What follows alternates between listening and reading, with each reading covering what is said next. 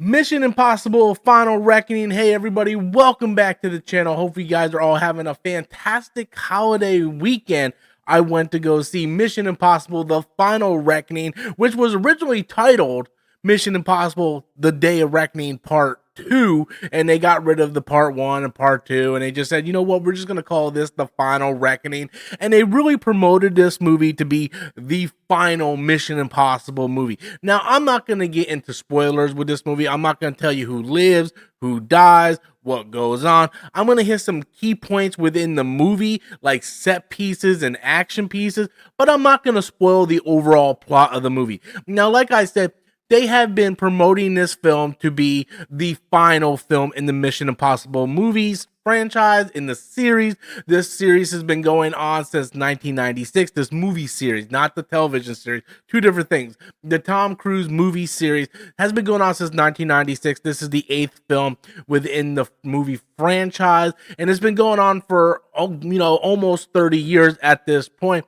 And like I said, they are promoting this thing to be basically the final movie within this franchise. I'm just going to tell you right out the gate right now, they leave it off to where they can do another one if they choose to. It's not one of those things where, like, let's say the last James Bond movie with Daniel Craig. Like, it's definitively at the end of that movie that, yeah, that's the last movie with Daniel Craig.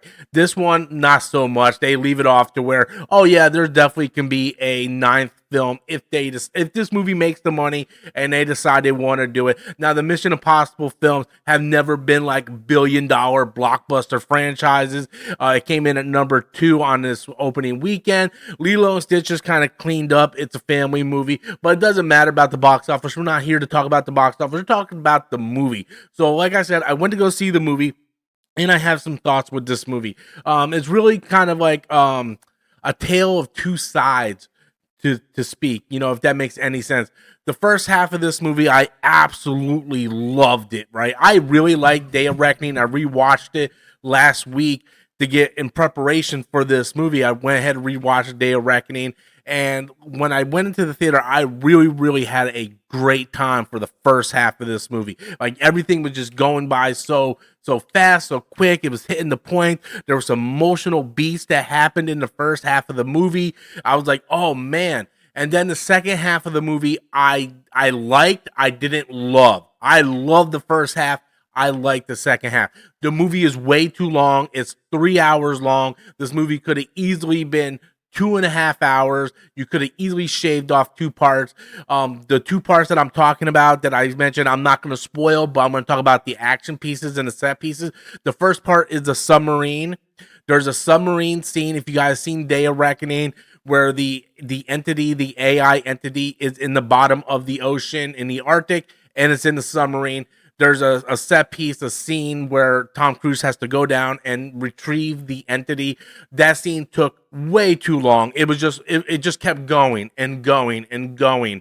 And I just felt like you could have easily shaved 10-15 minutes off that scene. I understand you wanted to have the feeling of claustrophobic, and you wanted to like real put tension on there, and like anything could happen. It went on way too long.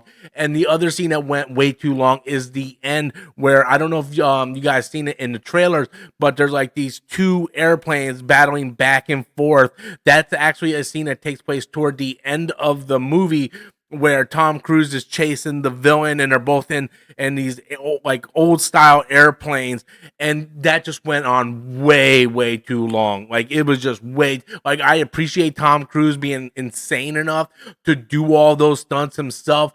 That scene went on way too long. If you would just shave maybe 10 minutes off of each of those scenes, you could have had a nice clean 2.5 hour movie. Longer movies really take a toll on whether I go see a film or not. I knew going into this movie was going to be 3 hours, but I was like, hey, you know what? If they're going to make this the final film in the franchise, I'm fine with a 3-hour film, and I was perfectly fine going into it. I knew what I was going to get going into it. I knew it was going to be 3 hours, but there are some movies that you go see that are 3 hours that doesn't feel like 3 hours. And there are other movies that you're watching, you're like looking at your watch going, oh man, this has been going on for a while now. Like, when are they going to start wrapping this up? And I really felt that during the submarine sequence and the airplane sequence toward the end.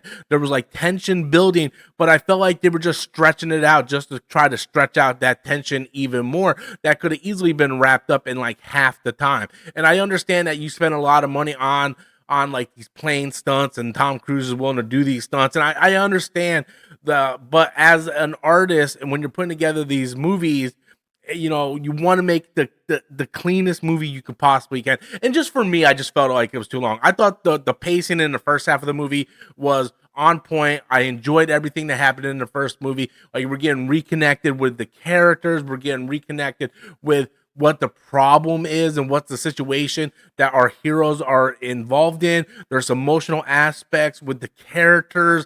I really enjoyed all that stuff. But like, once we hit that submarine part, I just felt like the movie went at a snail's pace.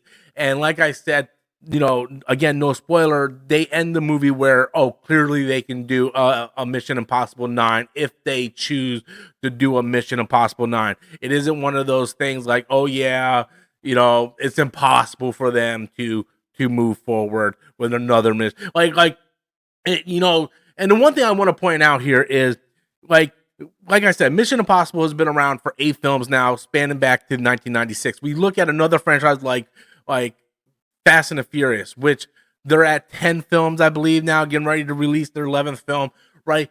Where I can say Mission Impossible, for the most part, almost every film has gotten better and better, or they try to top themselves, but not like in an unbelievable way where cars are going to the moon and stuff. Like, we actually have, you know, like, it makes sense within the plot of this world. Yes, you have to like look at it and go like, there's no way in the world that can actually happen. You have to also remember, yes, this is a movie, but for the most part, they tried to make the movie as believable and as plausible as possible that a Mission Impossible can, like, they don't insult the audience's intelligence like the Fast and the Furious franchise does.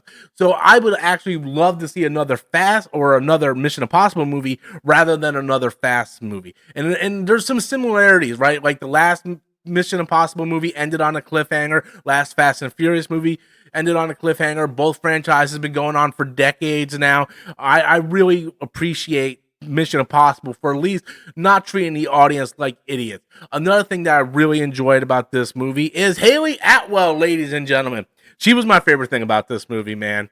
Same thing with Day of Reckoning. I really like Haley Atwell. Like, every time she's on screen, I'm just cheesing. And it also is because I have a massive crush on her. I always loved Haley Atwell.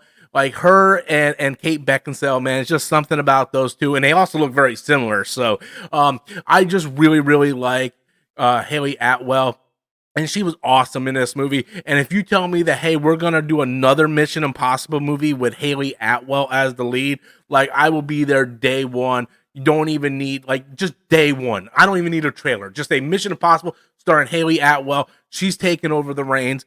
I'm gonna go see the movie just on that, because I think she can handle the franchise, and I would really like to see what they do with her in it. I don't want her to be like this other love interest that ends up dying or leaving or something. Like, I actually want to see Haley Atwell in a role where she can actually carry this franchise on. Another thing that I really enjoyed about this movie was the callback to Mission Impossible 1 and Mission Impossible 3. I really enjoyed that because I'm a big fan of Mission Impossible 3. I don't know now, I have to go back and do a ranking, but for the longest time, Mission Impossible 3 with Philip Seymour Hoffman, J.J. Abrams directed, that was my favorite Mission Impossible. It was the one that felt like there was actual stakes. Like, we Tom Cruise has a wife, and like, he's like endangering her, she gets kidnapped, and like Mission Impossible 3 was my favorite for the longest time. I think maybe now it might be Fallout, but I have to go back and again, you don't get Fallout without Mission Impossible 3, because like the stuff that really builds the tension in Fallout is from Mission Impossible 3. And it's sort of the same thing with this.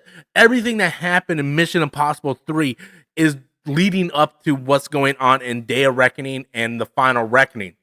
Everything that goes back to Mission Impossible 3 and everything that Ethan Hunt had to do in that movie, it all circles right back to Final Reckoning, and they do callbacks to Mission Impossible 1. And like, you know, when Tom Cruise, Ethan Hunt was doing that little stunt with coming down from the ceiling and all that stuff, it all leads back to that. So I really appreciate that this movie calls back to previous movies, and there's some parts in this movie where it gets very, very emotional when you're looking back at the franchise as a whole, and I'm like, oh man, I remember watching that movie, and I remember watching that movie, and there's a lot of nostalgia there, and I'm happy that they called back Mission Impossible 1 and Mission Impossible 3. I wasn't a big fan of Mission Impossible 1. I'm gonna be honest with you. I did not like 1, and I did not like 2. I found them super cheesy, even for 1996. I found them super cheesy. I didn't become a fan of the franchise since, you know, until Mission Impossible 3. That's when I really got on board with the train and just became a fan of the franchise. And I've been seeing every one of them in theaters ever since 3. That's when I became a fan. So I'm really appreciated that they decided to call back to those previous movies. So overall, I enjoyed the movie quite a bit. First half of the movie, I absolutely loved. Second half of the movie, I liked. You know, so if I'm going to score it, I'm going to give the movie an 8, an 8.5. I'm going to give it an 8.5. I think I'm going to give it an 8.5. I was thinking like 7.5, and then I remember, oh, Haley Atwell, that gets an extra point. So I was going to get an 8.5. Really enjoyed all the characters. I enjoyed the emotional beats. I enjoyed the action. I enjoyed the plot. I enjoyed the throwbacks to the previous films. The movie's just a little bit long in that second half that could have easily been cut down. But I'm gonna give it an 8.5. Haley Atwell, phenomenal, gorgeous, you know, everything just phenomenal. The stunts and everything that Tom Cruise pulled off in that movie. But that's my thoughts on the movie. What do you guys think? Please leave your comments in the comment box below. Tell me what you think about the movie. Did you like it? Did you hate it? How do you feel about Haley Atwell? Please leave those comments in the comment box below. Until next time, as always, I am Robert Storms, and thank you so much for watching.